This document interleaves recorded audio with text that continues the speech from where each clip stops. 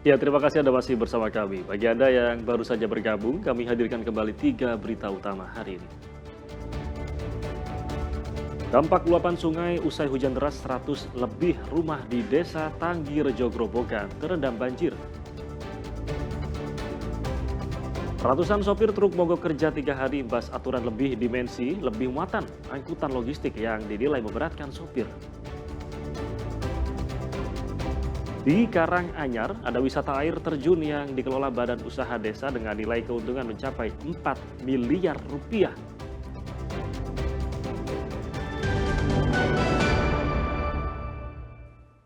Ya, berkunjung ke kota Salatiga rasanya tak lengkap jika belum menyantap hidangan nasi sop di pagi hari.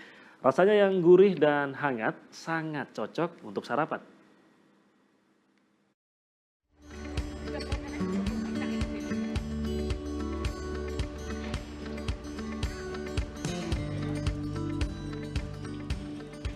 Yap, yang Anda lihat ini nggak salah. Ada warung berdiri di dalam gedung.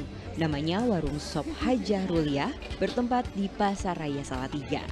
Ini adalah salah satu kuliner legendaris di kota ini, terutama untuk menu sarapan. Di sini terkenal dengan nasi sopnya. Tak heran sejak pukul 7 pagi warga sudah datang untuk bisa menyantap nasi sop isi daging. Seperti Nur Ubaiti yang sengaja datang ke warung sop milik Ruliah ini sejak pagi. Nasi sop yang hangat dan rasanya gurih membuat jadi spesial. Apalagi tambah gorengan yang baru digoreng membuat sarapan semakin sempurna. Sering. Gimana Mbak rasanya? Apa? Gimana rasanya? Rasanya enak, sederhana tapi enak. Nagih, bikin nagih. Berarti sering buat sarapan buat pagi hari gini ya? Iya, sarapan. Kalau kesini biasanya sama siapa? Sama suami, sama temen. Ini Mbak, apa sih Mbak yang jadi bikin ketagihan kesini itu? Sopnya, sambelnya enak. Terus bakwan. Ini bakwannya sajiannya anget-anget. Cocok ya Mbak ya? Cocok. Buat pagi hari ya Mbak ya? Iya. Isi dari nasi sop ini cukup sederhana, yakni potongan daging sapi, wortel, bihun, dan kol. Namun jika ingin menambah potongan daging seperti babat ataupun empal juga bisa. Jika ingin menyantap nasi sop pastikan datang sejak pagi karena saat siang menu andalan ini pasti sudah habis. Namun jangan kecewa karena Ruliah masih mempunyai menu lain yakni soto. Menu nasi ini ada sop, ada nasi soto, ada nasi rames itu cok juga. Tapi tuh. yang sop. Yang anu itu sop ya Mbak? Ya. Di dalam sop itu ada apaannya? Ada tetelannya, ada dagingnya juga. Kalau bukanya jam berapa? Kalau buka sop jam 7 Sampai jam? sampai habis ya kira-kira ya sekitar jam 11, jam 10 kalau sop, tapi kalau soto sampai sore. Ya perkiraan ya 80, 90-an mungkin ya, 90 porsi mungkin. Ada lebih, malah mungkin lebih ya, wong itu 2 manci itu. Oh, 2 manci ini? 2 manci besar. Dari mana saja ya Mas, dari luar kota ada, dari Salatiga ada, dari Semarang juga ada, dari Ungaran juga ada, dari Mbah Rawa juga ada. Untuk harganya terjangkau banget. Pengunjung dapat menikmati satu porsi nasi sop dengan harga Rp8.000 saja. Jika ada tambahan gorengan hingga daging babat atau empal, harganya sampai Rp18.000 per porsinya. Penasaran dengan rasa nasi sop khas Salatiga ini? Yulianto melaporkan dari kota Salatiga. Ya, selanjutnya nih sukses mengelola secara profesional kawasan wisata air terjun Jumok di Kabupaten Karanganyar bisa kantongi untung hingga 4 miliar rupiah dan keuntungan tersebut disalurkan kembali untuk warga desa. Air terjun merupakan salah satu tempat wisata yang jadi tujuan banyak orang untuk berlibur menghilangkan penat. Terlebih jika berada di kawasan pegunungan. Hawa sejuk, air yang segar, dan pemandangan indah akan memanjakan siapapun yang datang.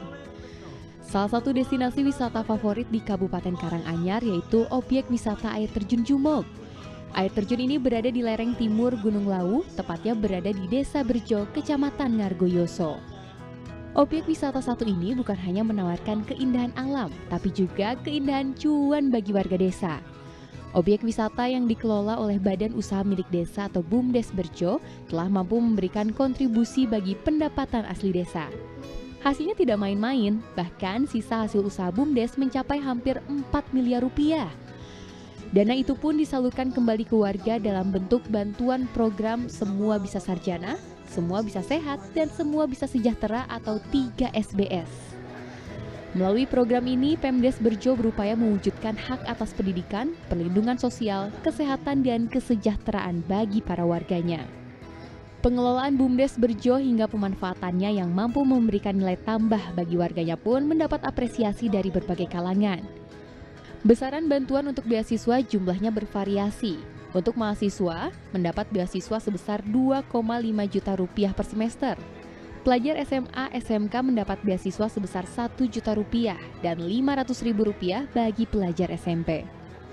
Desa Berjo sangat bisa ya mengatur dari anggaran desa itu kepada dari desa untuk desa, karena dari kegiatan ini kita juga paham bahwasanya uang yang dihasilkan dari badan usaha milik desa itu bisa disalurkan ke masyarakat. Kemudian dari Desa Berjo ini nggak berfokus saja kepada hanya pendidikan atau infrastruktur, tapi ketiga aspek yaitu kesehatan, pendidikan, dan semua bisa sejahtera. Dan ini saya sangat bersyukur menjadi salah satu bagian dari warga Desa Berjo karena kegiatan ini dan program ini sangat membantu bagi masyarakat. Ya, karena kita melihat sekarang UKT sangat luar biasa mahal juga dan biaya hidup kos untuk dikeluarkan di perkuliahan juga lumayan karena ada biaya praktek dan lain-lainnya. Dan saya sangat terbantu dari kegiatan ini dan program ini karena bisa membantu dalam meringankan saya dalam pembayaran UKT. Program 3 SBF telah diatur dalam Peraturan Desa Nomor 5 Tahun 2008 tentang perubahan anggaran dan pendapatan belanja Desa Berjo. Tim khusus yang berisi anak muda dari berbagai latar belakang dibentuk untuk mewujudkan dan keberlanjutan program tersebut. Melalui program ini, lebih dari 600 pelajar dan mahasiswa telah mendapat bantuan dari sisa hasil usaha pengelolaan air terjun Jumok yang dikelola BUMDes. Bagi hasilnya kan kita mengelola baru 8 bulan. Itu bagi hasil yang 60% di desa itu senilai 3,8 kalau kami panggil terpaksa dari 60% baru kami buktikan. Kira-kira seperti resikonya di situ. Kalau tidak memperhatikan deh, mas mbak semuanya. Dari untuk yang di bawah, sisa hasil